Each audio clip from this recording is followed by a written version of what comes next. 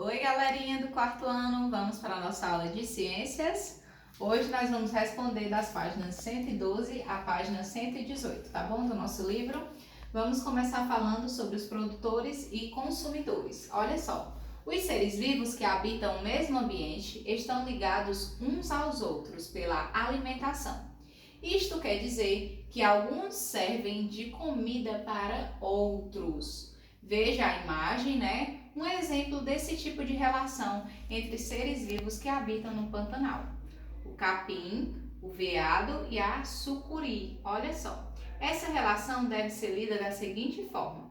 O capim ele serve de alimento para o veado, o veado serve de alimento para a sucuri.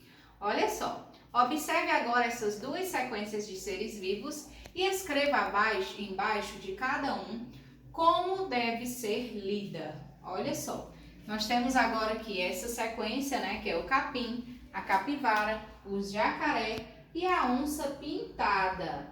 E aí ele pede para nós escrevermos, né? O capim ele serve de alimento para a capivara, que serve de alimento para o jacaré e que serve de alimento para a onça. No item C, as pitangas servem de alimento para o pacu e o pacu serve de alimento para o tuiuiu. Já na página 113, responda as questões. Observe os seres vivos que iniciam cada sequência. O que é que há de comum entre eles? E aí, o que há de comum entre eles é que todos eles são o quê? Vegetais.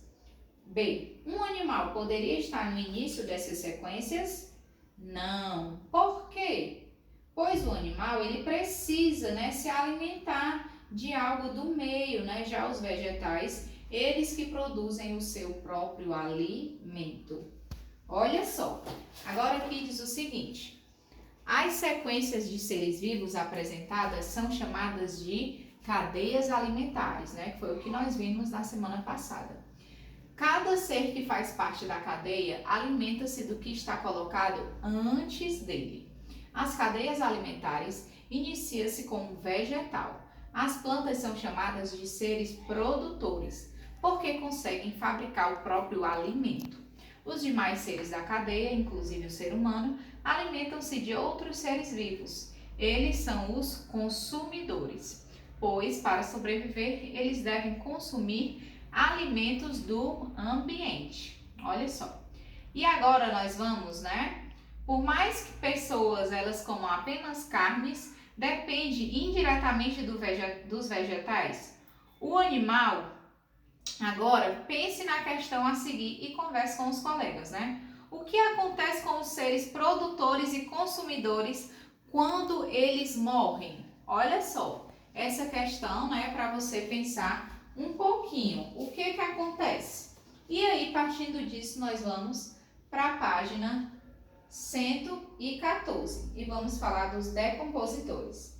Nas cadeias alimentares, antes de produtores e consumidores, existem os seres decompositores. Entre eles estão certas bactérias e alguns fungos que vocês já conhecem. Os decompositores alimentam-se da matéria orgânica morta. Olha só, e aí nós temos a participação deles na cadeia alimentar, né? E aí, a decomposição é um processo complexo que pode ser explicado de maneira simplificada como a transformação da matéria orgânica em minerais. Portanto, os decompositores restituem os minerais utilizados pelos produtores de volta ao ambiente. Dessa forma, eles promovem a reciclagem desses minerais. E no item A, ele pergunta o seguinte: os decompositores, eles são importantes para a natureza? Pede para você justificar. Com certeza, né? Sim, são importantes, pois são eles que reciclam os minerais, devolvendo, né, para o ambiente. E no item B ele pergunta o seguinte: os seres vivos, eles podem utilizar os minerais que retornam aos ambientes após o processo de decomposição? E aí? São os produtores. E agora nós vamos para a página 115. Na página 115, fala sobre a transmissão de energia e de matéria nos ambientes. As plantas são seres produtores porque elas fazem um processo chamado de fotossíntese, isto é, elas fabricam o seu próprio alimento. Para isso, elas precisam da luz do sol. Na realidade, elas usam a energia da luz. A partir daí, a energia e a matéria vão aos poucos sendo transferidas. Para compreender como ocorre esse processo, tem aí, né, esse esquemazinho aí que tem uma legenda para a gente entender um pouquinho mais. Olha só, na página 116 fala o seguinte: como o ser vivo precisa da parte da energia obtida do alimento para se manter vivo, ele acaba tendo menos energia para passar adiante. Você viu que além da energia, os seres vivos eles recebem a matéria que formava o corpo do ser que eles comeram. A transmissão de energia se dá na forma de um fluxo que se inicia com o Sol, mas não retorna a ele. Já a transmissão da matéria consiste em um ciclo que começa nos produtores e retorna a eles, após a ação dos decompositores. Olha só, agora vamos responder as questões, né? Primeira, qual é a fonte primária de energia em um ambiente? É o Sol. Porque podemos dizer que em um ambiente a matéria é cíclica e a energia não. E aí? Pede para você justificar, né? Porque a matéria gerada pelos produtores, ela acaba sendo transferida, né, para os demais seres vivos, inclusive para os decompositores, na verdade. E agora, né, nós temos aí uma imagem, né? E essa imagem, olha só, observa bem essa imagem que nós vamos responder as questões de acordo com essa imagem. Qual é a fonte primária dessa energia? Acabamos de responder, né? Quem é mesmo? É o Sol. Quais são os seres produtores? São as algas. Mas por quê? Porque elas conseguem fabricar o seu próprio alimento. Quais são os seres consumidores? O peixe pequeno, né, e o peixe maior. Por que são eles? Porque, como eles são os animais, eles não conseguem produzir o seu próprio alimento.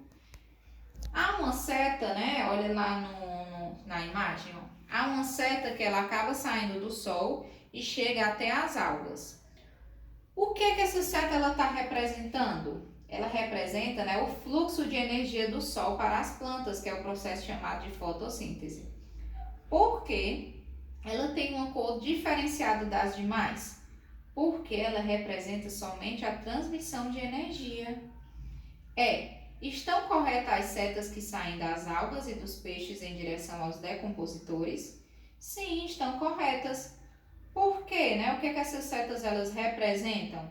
Elas indicam que os decompositores farão a decomposição de todos os demais componentes, mostrando a cadeia alimentar. E o item F, há uma seta indo dos decompositores para as algas. O que essa seta ela representa? Que os minerais liberados pelos decompositores no ambiente, eles poderão ser utilizados pelas algas. E agora nós vamos responder a última questão para finalizarmos. Monte duas cadeias alimentares nas quais o ser humano esteja presente. Olha só, agora é uma resposta pessoal que você vai fazer. Em uma delas, ele deve consumir um vegetal, na outra ele deve consumir um animal. Você pode utilizar desenhos e também recortes.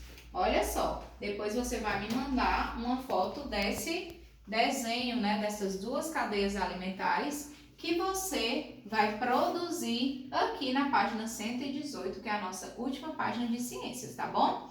Lembrando que a tia Morgana quer ver o registro de vocês, tá certo? Essa é a nossa aulinha de ciências de hoje, tá certo? Qualquer dúvida, fala com a tia Morgana. Um beijo e até a próxima!